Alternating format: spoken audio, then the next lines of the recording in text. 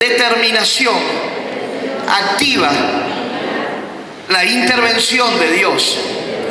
¿Qué significa eso? Que cuando yo me activo, que cuando yo empiezo a ejecutar el propósito de Dios, usted tiene que tener la certeza y la seguridad que Dios va a trabajar a favor de su vida. Y no hay, cuando nosotros tomamos esa determinación, esa acción de servir a Dios, de dar nuestra vida, de ejecutar el plan y el propósito de Dios, Dios va delante nuestro como poderoso gigante, ejecutando su propósito, su plan, su bendición, y donde vaya, el milagro de Dios se va a ejecutar en la vida de usted. ¡Aleluya!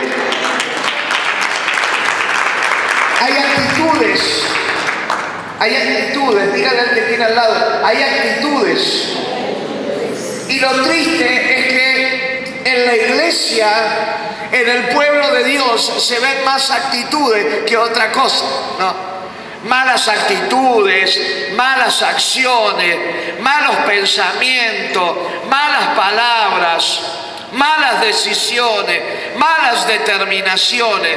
Y hay actitudes que están ligadas a todo eso que maldicen. Y nosotros como cristianos, como hijos de Dios, tenemos que tener actitudes que bendigan. Díganle al que tiene al lado, actitudes que bendigan.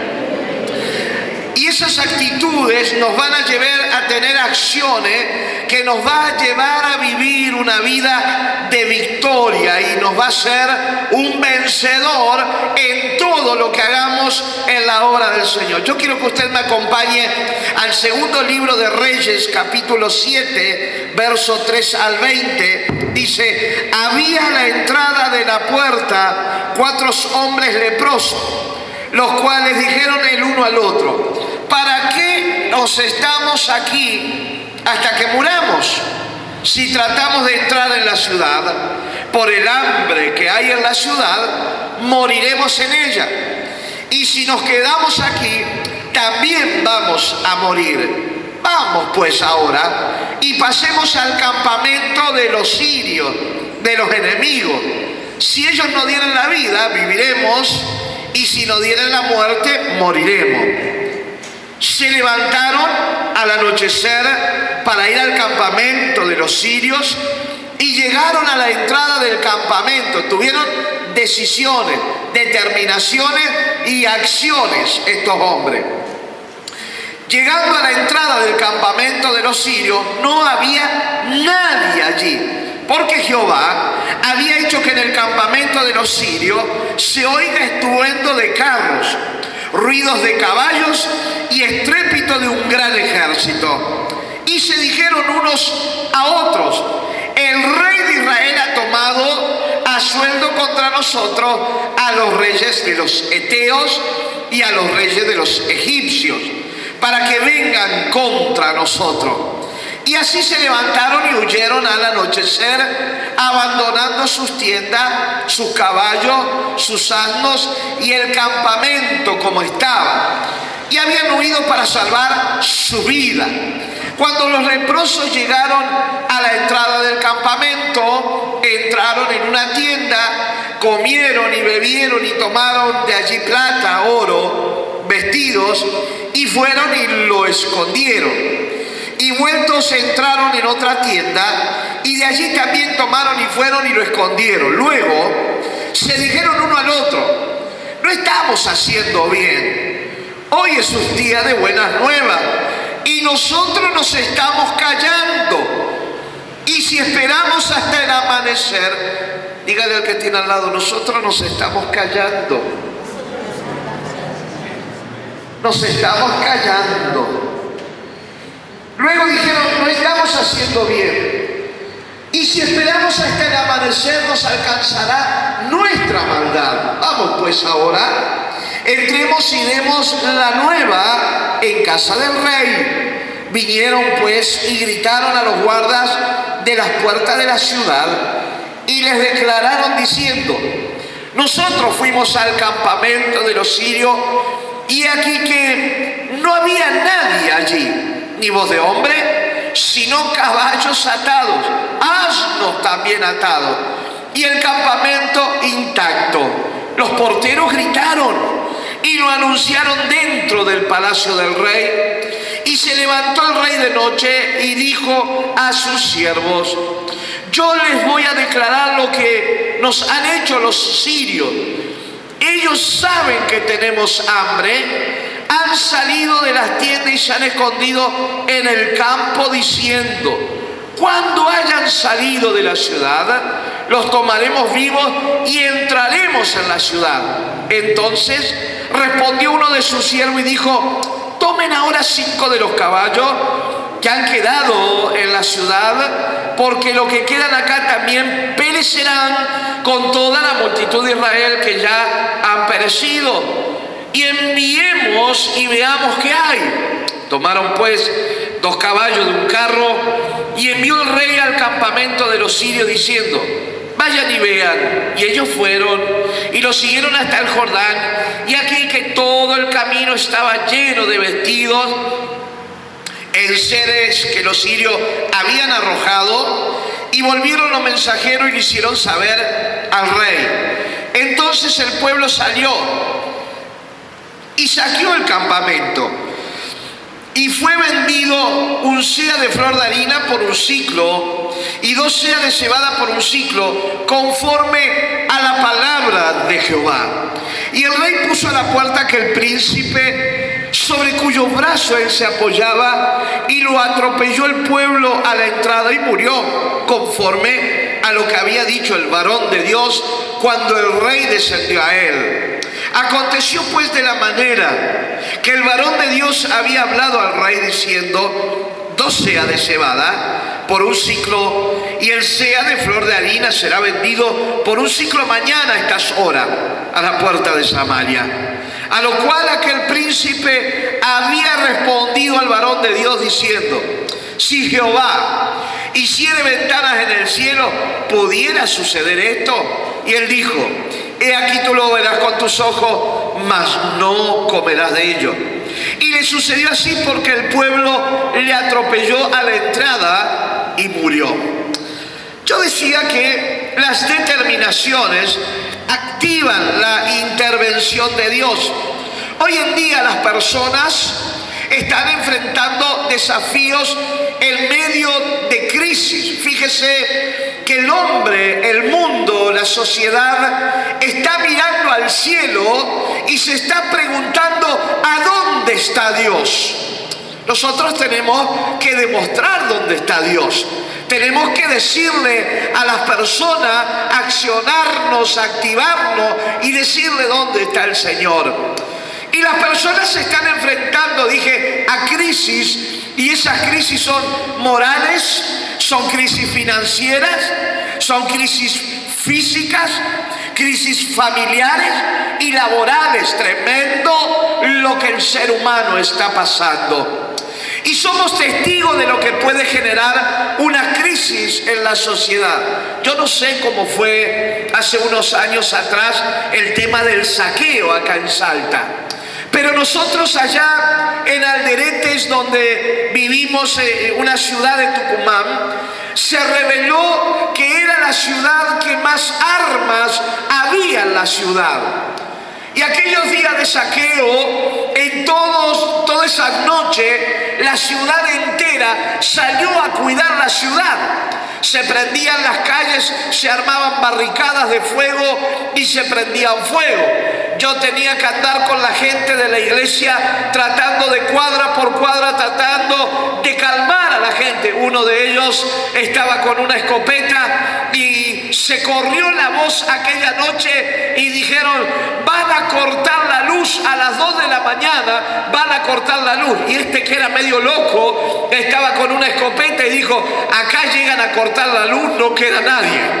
Yo voy a meter tiro para todos lados, dijo. Entonces le dije: bueno, muchachos, en el nombre del Señor, cuando corten la luz, métale en un garrotazo y bájenlo, porque este va a matar a todos. No. Las crisis, los problemas, fue tremendo en ese tiempo.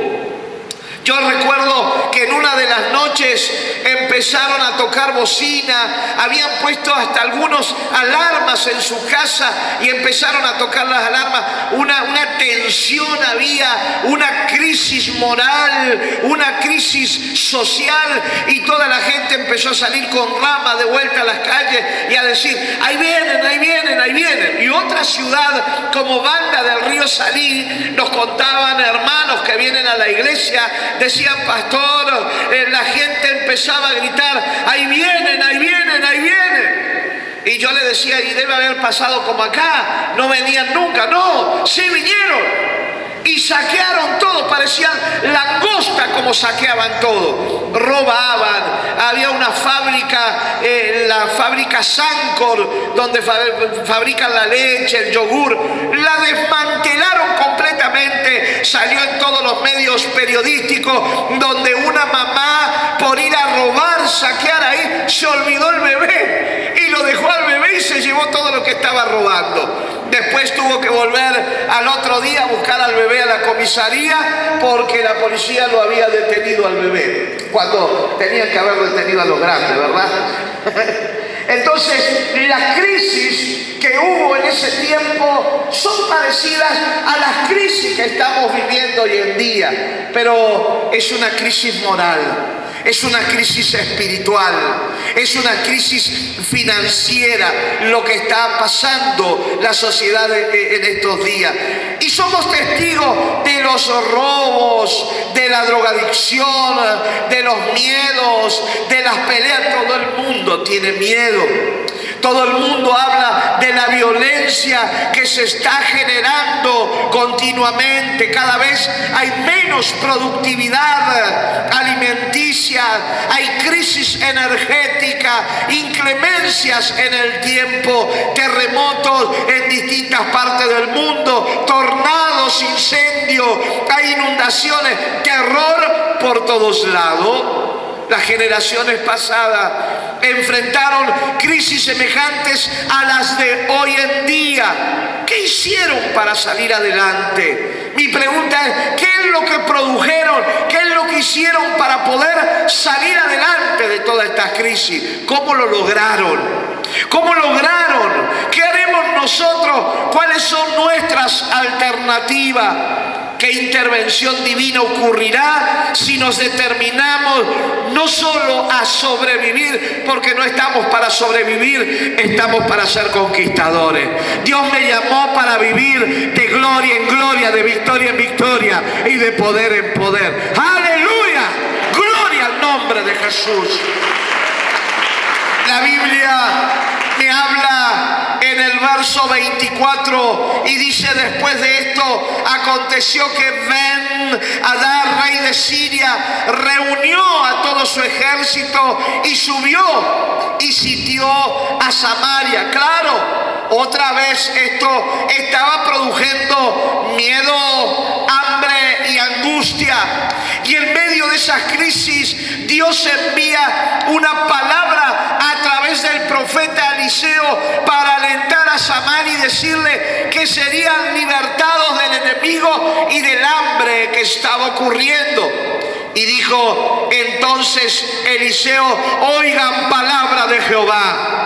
Así dijo Jehová: mañana a esta hora valdrán sea de flor de harina 1 siclo y 2 seas de cebada 1 siclo a la puerta de Samaria.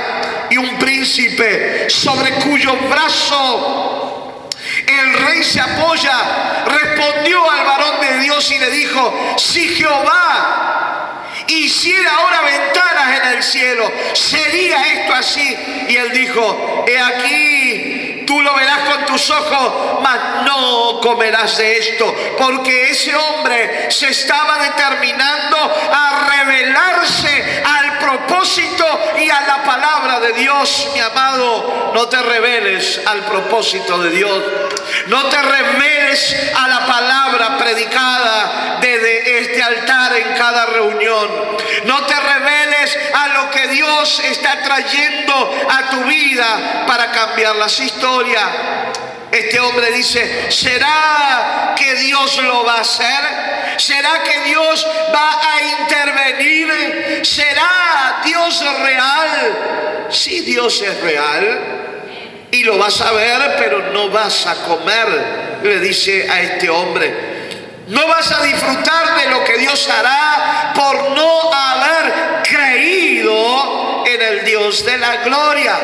A pesar de oír las promesas de Dios, no le creyeron al profeta. Y la Biblia, la Escritura me enseña: cree al profeta y serás prosperado. Es la palabra del Señor lo que me enseña eso. Sin embargo, más allá de las dudas de no creer, Dios igual tenía planes de liberación con su pueblo. Mientras estaba ocurriendo esta falta de fe en el pueblo fuera de Samaria, había 4 leprosos. Y lo dice la Biblia, los cuales dijeron el uno al otro: ¿para qué estamos aquí? Para que muramos en esta noche, para que nuestra vida se nos acabe, se termine. Si tratamos de entrar en la ciudad por el hambre que hay, vamos a morir en ella.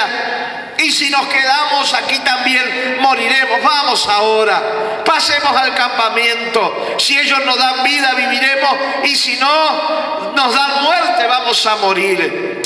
Ellos tomaron una decisión: si morían, morían, y si vivían, vivían. Ya está, yo me juego por lo que viene por delante. No tengo que perder. Dígale al que tiene al lado suyo: ya no tengo que perder.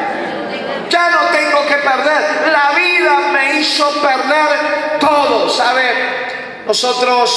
A mí me gusta trabajar desde que tengo 8 años de edad.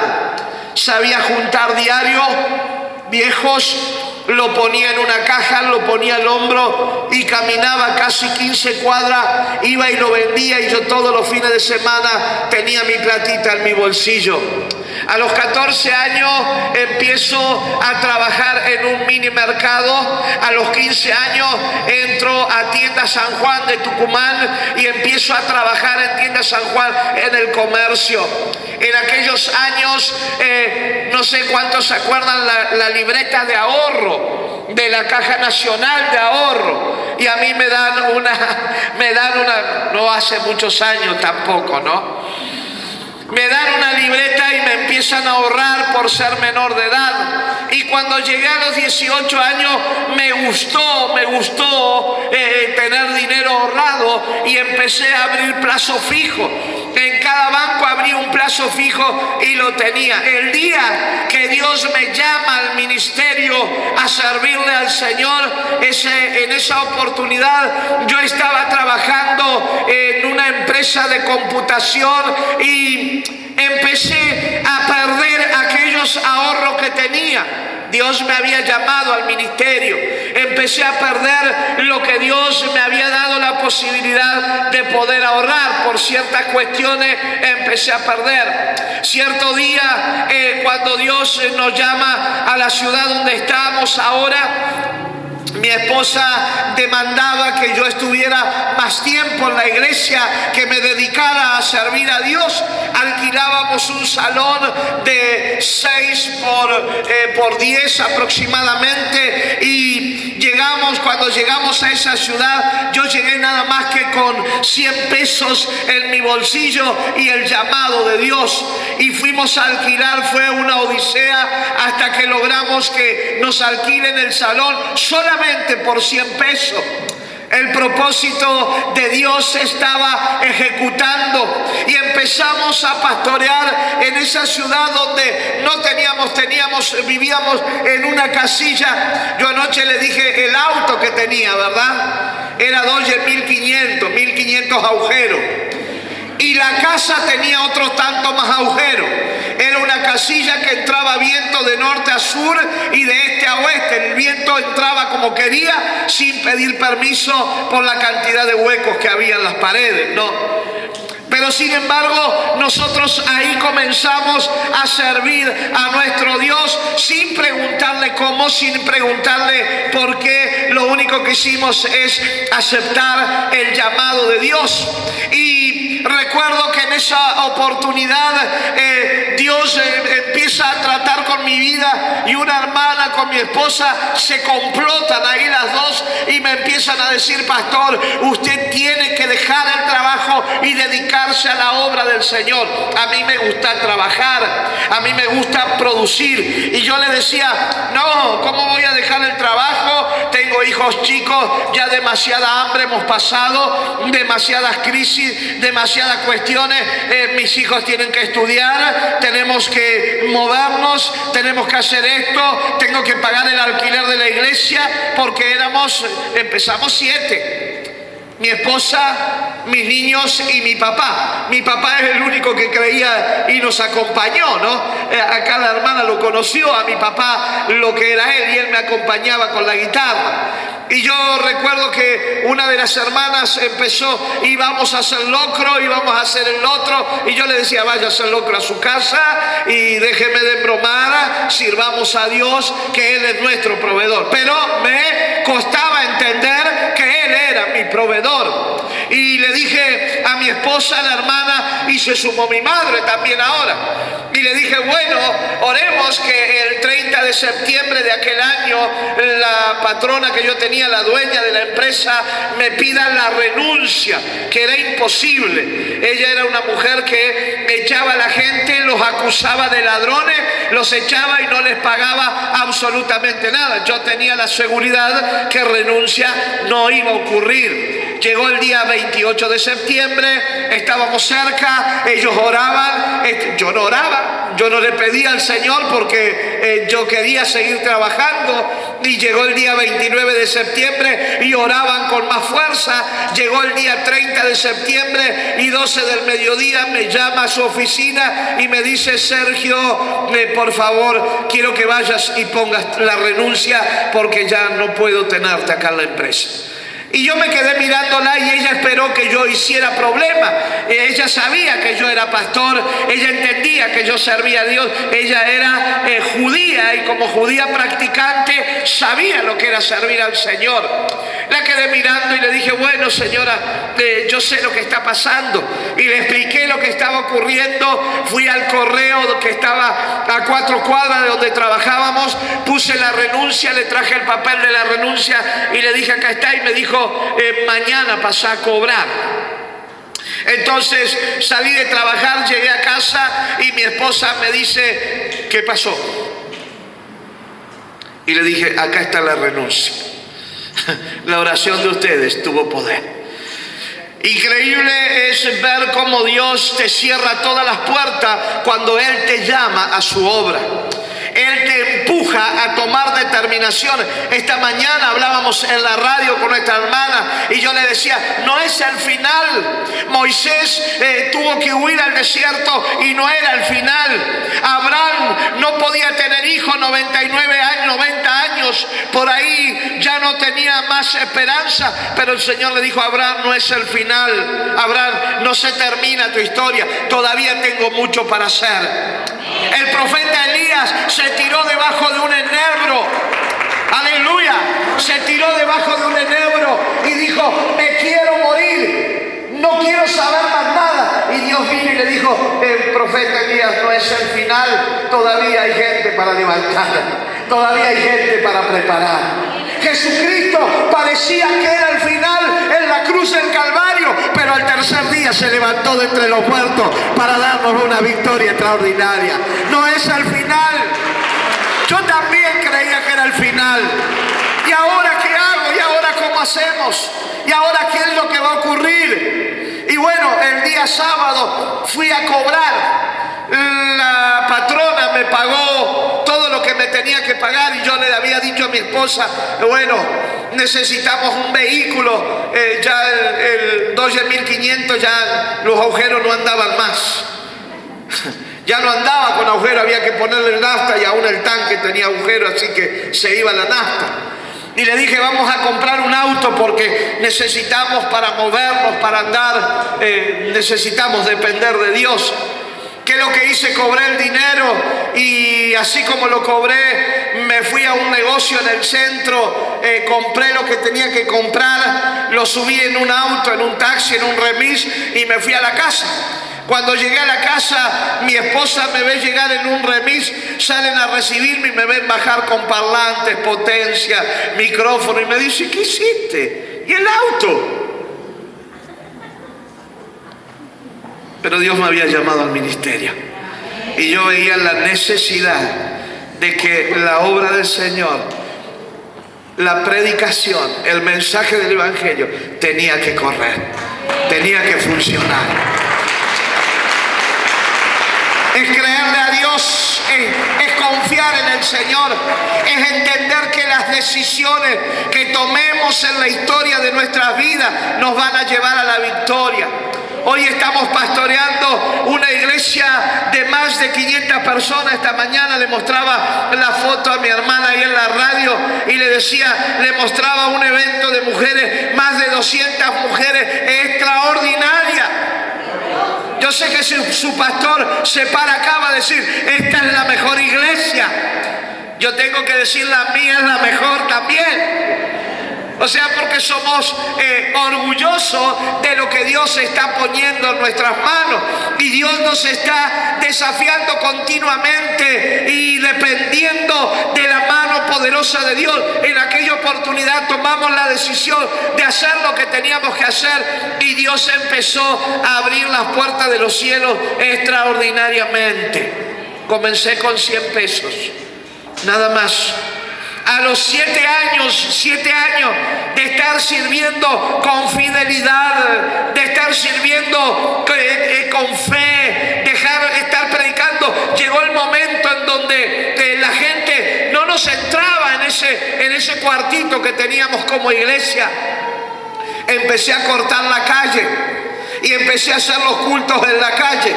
Peor empezó a venir la gente, porque el mensaje no estaba encerrado, sino que salió hacia afuera. Y tuvimos que predicar con integridad, con fidelidad, con principio, con santidad, enseñando que la fidelidad y la santidad te lleva a vivir tiempos extraordinarios con el Señor. Dios empezó a abrir las puertas y a los 7 años nos permite. Yo pasaba por una esquina que estaba cerca de mi casa y había una iglesia ahí, una casilla de madera donde no hacían culto y se congregaban los drogadictos a drogarse y a robar a los vecinos. Y nosotros pasábamos de noche por ahí y yo le decía, dámela, Señor, y hago un holocausto. La prendo fuego a la casilla. Y mi esposa me decía, no digas así, no hables así. No, sí, usted no sabe cómo es mi carácter, ¿no? Y yo le decía, que me la dé el Señor. Ahí se están perdiendo almas por causa de tener las puertas cerradas. Y yo le decía, las puertas de la iglesia no pueden estar nunca cerradas, tienen que estar abiertas. Y ella me decía, no digas, abrí las puertas de tu iglesia, deja esa casilla en paz. No la voy a dejar en paz hasta que Dios no me la dé. Pasaron años, todos los días pasaban, dámela, Señor, dámela, Señor, la quiero. Hasta que un día Dios nos empieza a bendecir, empezamos a juntar dinero para comprar esto y me fui a donde estaba quien era el pastor de ese lugar, un anciano, y me acerqué a él y le dije, buenas tardes. Me asustó, peor, más malo que perro atado era. Usted vio un perro atado, no, malo. Y le dije, ¿es de usted el terreno que está allá? Sí, pero no lo vendo. Lo tengo preparado para mi hija que se case con el diácono. Ah, dije yo, bueno, gloria a Dios. Pasaron los días y el Señor nos desesperaba peor. Volví de vuelta y ya me echó. Lo mando a un anciano de la iglesia, le digo, bueno, andá de igual, andamos que tenés un auto lindo, tenés pinta de más alto que yo, andá a hablar con él, te va a tratar bien. Fueron, hablaron, lo trató bien, porque hablaron de igual a igual, pero le dijo no. Y seguíamos nosotros orando y mi corazón seguía ardiendo por esto. Tenía que determinarme. El no ya estaba. Dígale al que tiene al lado, el no ya está. Yo voy por el sí. ¿Cuántos dicen yo voy por el sí? El no ya está, es natural, pero nosotros tenemos que aprender que todo lo puedo en Cristo que me fortalece, que en Cristo lo puedo todo. Aleluya. Y me acuerdo que terminé y le digo a una de las hermanas, no sé si alguna vez me escucharon al Tigre Amaya, que fue técnico de algunos de los clubes de acá de Salta. Él se congrega en nuestra iglesia y su hijo también y su esposa. Y hablé a parte de los hermanos y le dijimos, ¿por qué no nos acompañan? Vamos con una comisión a hablar con este hombre. Me arrimé de vuelta, me atendió por la reja, nunca me dejó pasar a su iglesia. Y le dije, vengo a hablarle. Ya le dije que no. Y la hermana le dijo, ¿usted pastor? Sí, me dijo. Él también, dice. Ah, bueno. Había sido pastor, nunca me había presentado, yo tampoco. Y me dijo, pase. Y me senté con ella y le dije, vengo de parte de Dios. Y vengo de parte de Dios a decirle que Dios va a demandar sobre su cabeza las vidas de las personas, la sangre de todos los que se están perdiendo a causa de que las puertas están cerradas. No, pero lo que pasa es que me robaron, vino un predicador y me robó 7 familias y que no tenemos plata y que estamos en pobreza. Y dije, bueno, yo vengo de parte de Dios y le vengo a ofrecer tal cantidad de dinero por esa propiedad. Y quedó pensando. Y me dijo, mire, voy a hablar con mi esposa el día viernes. El día domingo yo le voy a contestar. Bueno, esperé el día domingo el llamado de él. Nunca me llamó, pero el lunes vine con un remis y le dije, vengo a buscarlo para que vayamos al banco a hacer la transacción. Se subió al remis, nos fuimos al banco, fuimos a la inmobiliaria, hicimos el traspaso del boleto de compra y venta y Dios estaba comenzando su gran aventura con nosotros. Y no me arrepiento de servirlo a Dios, no me arrepiento de darle la gloria, no me arrepiento de decir que Él es el Rey de Reyes y Él es el Señor de los señores, nuestro proveedor, el que sí abre las puertas de los cielos. Él las abre y las abre en serio. Pero acá había quien no creía. Aquí había alguien que decía, ¿será que Dios va a abrir las puertas de los cielos? ¿Habrá entre ustedes alguno que diga lo mismo? Espero que no, ¿verdad? Porque el profeta le dijo a este hombre, si Dios lo va a abrir, la gente va a comprar, la gente va a vender, pero vos no lo vas a disfrutar. Vos no lo vas a poder vivir a esto porque estás dudando del propósito de Dios. Estos leprosos, fíjese que a causa de su enfermedad estaban desterrados, estaban fuera de la ciudad, eran despreciados, estaban solos, en vergüenza, esperaban la muerte en total soledad. ¿Cuánta gente está esperando en total soledad? ¿Cuánta gente está en total amargura? ¿Cuánta gente está en dolor, en quebranto? ¿Cuánta gente está viviendo tristeza? ¿Cuánta gente necesita un abrazo? ¿Cuánta gente necesita que le digan te amamos, que cambiemos? A veces yo veo, mire, la gente llega a la iglesia y llega con tanta amargura que se nota en su rostro, que se nota en lo que están haciendo. A veces me siento a charlar con ellos y les tengo que enseñar a reírse. Les tengo que enseñar a abrazar. Me acuerdo, alguien alguna vez estaba en la iglesia y hacía tanto calor, no teníamos ventiladores y al lado teníamos un gallinero, ¿no? Donde alquilábamos. Todo el olor de las gallinas venía para acá. Y servíamos agua a los hermanos, agua fría, y una hermana dijo, no, de ese vaso yo no tomo. ¿Para qué? La agarré y le fui y le traje un vaso limpio. Era el mismo vaso. Y le di, y después que tomó le dije, es el mismo vaso que tomaron los demás comprado con la sangre de Cristo. Aleluya. Hemos despreciado tanto la iglesia. Hemos despreciado tanto el propósito de Dios. Hemos despreciado tanto el obrar de su presencia. Estoy hablando de mi iglesia, ¿no? Amo mi iglesia. Y a mi iglesia yo me siento con los muchachos a la 1, 2, 3 de la mañana y me siento con ellos por ahí a charlar y les tengo ¿qué te está pasando? Ya te conozco. Hay tristeza en tu corazón, hay amargura, ¿qué te está ocurriendo?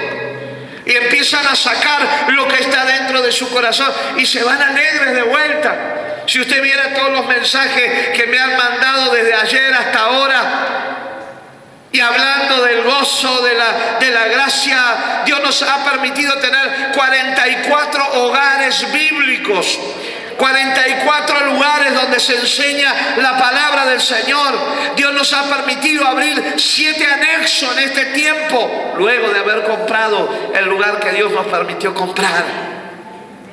Cuando te pones en las manos del Señor, Él es tu proveedor. Él es tu proveedor. Él es el que seguro abre las puertas de los cielos y derrama bendición hasta que sobre y abunde. Derrama bendición hasta que sobre y abunde. Él es el rey, Él es el dueño de la obra. Y estos leprosos estaban esperando morir en total soledad, mientras en Samaria Dios había dado palabra por medio del profeta de la liberación que vendría sobre el pueblo, pero no le creyeron, no le creyeron. Y fueron simplemente 4. ¿Cuántos le creen al Señor acá? Fueron 4 nada más los que le creyeron al Señor. Fueron 4 los que tenían hambre y sed. Fueron 4 los que querían saciar ese hambre y esa sed. Yo me acuerdo cuando me paraba en la iglesia y le decía, yo quiero conquistar esta ciudad. Yo quiero cambiar la historia de esta ciudad. Yo voy a ser el pastor de esta ciudad. Pasaron los años y yo me paraba en la iglesia y predicaba y le decía, miren, yo quiero 4, 5, 6, 10, a lo sumo 10 que le crean al Señor. Yo con 10 personas cambio esta ciudad. Yo con estas 10 personas trastorno esta ciudad. Yo con estas 10 personas llevo el evangelio a los 4 puntos cardinales. Hoy soy el pastor de la ciudad de Alderete.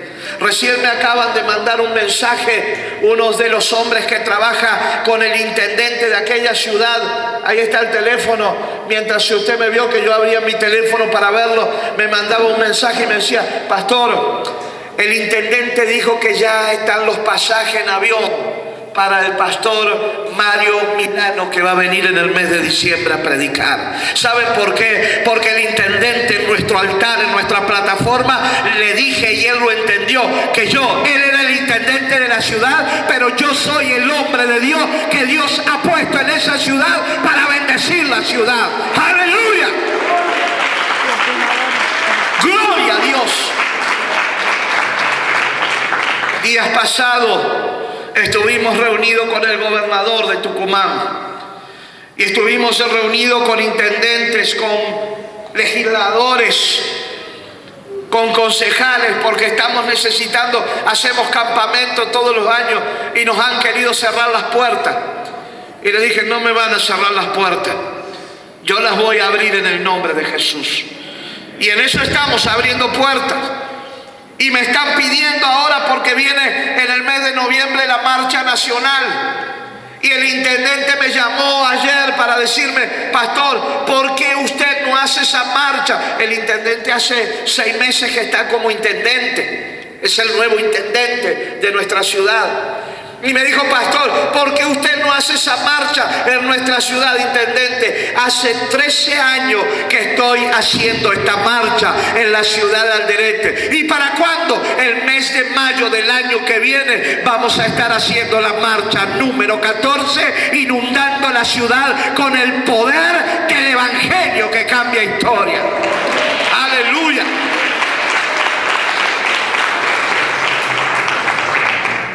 Ellos querían saciar su hambre. Ellos querían saciar su sed. Y fueron simplemente 4 leprosos. Era yo uno de ellos. Yo era uno de esos leprosos.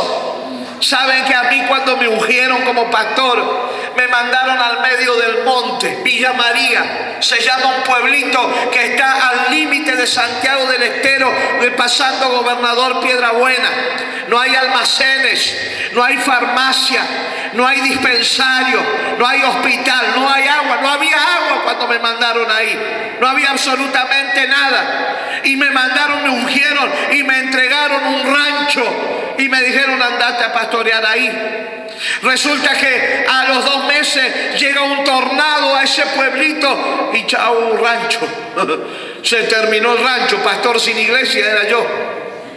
Y empezamos a hacer lo que teníamos que hacer, que era llorar y creerle a Dios que Dios iba a cambiar la historia. Hoy tenemos una iglesia edificada, tiene cocina, tiene baño y tengo un matrimonio pastoreando ese lugar, porque Dios ha cambiado la determinación en nuestro corazón. Nos mandaron a morir, yo era uno de esos leprosos. ¿Cuántos se han sentido leprosos alguna vez? ¿Cuántos se han sentido que las puertas se les cerraban, que no te daban la oportunidad? Hoy es el tiempo de la oportunidad. Hoy es el tiempo de la determinación. Estos tenían hambre, tenían sed, querían saciar. Eran 4 leprosos, despreciados, desterrados, sufriendo. Pero ellos activaron el propósito de Dios. Activaron la intervención de Dios. Reconocieron la realidad de la situación porque tenían un gran deseo de vivir. ¿Cuántos tienen deseo de vivir? Claro que sí. Tenemos deseo de vivir. ¿Sabe por qué? Porque en las manos del Señor los sueños comienzan a hacerse realidad. Hay cosas grandes delante tuyo. Hay proyectos, anhelos en el corazón de Dios que se tienen que ejecutar a través de tu vida. Y ellos reconocieron, tomaron la determinación de ir al campamento sirio, al campamento enemigo. Ellos no oyeron la palabra profética. Ellos no escucharon lo que el profeta había dicho, pero tenían hambre. Y para su sorpresa, cuando llegaron al campamento, no había ningún soldado, todos habían huido. ¿Qué habría ocurrido? Dios seguramente ya estaba interviniendo en medio de incredulidades, en medio de pensamientos cerrados, de fracasos y de escasez. ¿Qué habría ocurrido? Y dice: porque Jehová había hecho que en el campamento se oiga un estruendo de carro, ruidos de caballo, estrépito de un gran ejército, y se dijeron unos a otros: he aquí, el rey de Israel ha tomado a sueldo contra nosotros a los reyes de los heteos, a los reyes de los egipcios, para que vengan contra nuestras vidas. Y así huyeron, abandonando sus tierras, sus caballos, sus asnos, el campamento como estaban, y habían huido para salvar su vida. No huyas de la presencia de Dios. Tu vida se salva con Jesucristo, no fuera de Jesucristo. Tu vida se salva bajo la presencia de Dios, no fuera de la presencia de Dios. Pareciera que Dios estaba esperando que alguien hiciera algo para poder intervenir. Dios está esperando que nosotros nos activemos para poder intervenir. ¿Con cuánta gente te encontraste afuera? ¿Con cuánta gente estás hablando continuamente? ¿Con cuánta gente te estás relacionando todos los días? Dios te los pone delante tuyo para Él poder intervenir. Dios quiere que abras la boca. Cuando la gente viene y te dice: estoy enfermo, ¿qué le estamos diciendo? Y andate al médico. No. Usted tiene que saber explicarle que en la llaga de Jesucristo está el milagro que ellos necesitan. La gente tiene que entender que su crisis, que su problema, que su historia va a cambiar tomado de la mano del Señor. Por eso Dios está esperando que alguien actúe para Él poder intervenir milagrosamente y hacer de esa forma cumplir lo que Él dijo a través de su palabra. Él lo dijo a través del profeta. Mientras en la ciudad se morían de hambre, comiéndose unos a otros, estos 4 leprosos se pusieron de acuerdo. Dígale al que tiene al lado, nos vamos a poner de acuerdo. Nos vamos a poner de acuerdo. Ellos se pusieron de acuerdo, activaron la fe en su corazón, se movilizaron. Las determinaciones sobrepasó las crisis. Las crisis no tienen que sobrepasar tu historia, sino que la determinación que tengo, la determinación que voy a tomar va a sobrevenir de la crisis, de los problemas, de las situaciones difíciles, las situaciones. El desierto no fue para destruir a Moisés. El desierto no fue para terminar con la historia del pueblo. El desierto fue para preparar a Moisés, y el desierto fue para el pueblo de Dios llevarlo y meterlo en la tierra prometida. No era el final. No se estaba terminando, no se estaba acabando. Había algo que Dios estaba haciendo. Las determinaciones salen de las crisis, sobreviven a las crisis. Y las crisis muchas veces nos quieren inmovilizar. Yo creo que ellos activaron la fe que había en su corazón. Algo tenía que ocurrir a su favor. Ya eran muchos años de vivir de esta manera, como leprosos, en soledad, en ruina, en fracaso, en desprecio. ¿Saben? La gente en la ciudad donde estamos,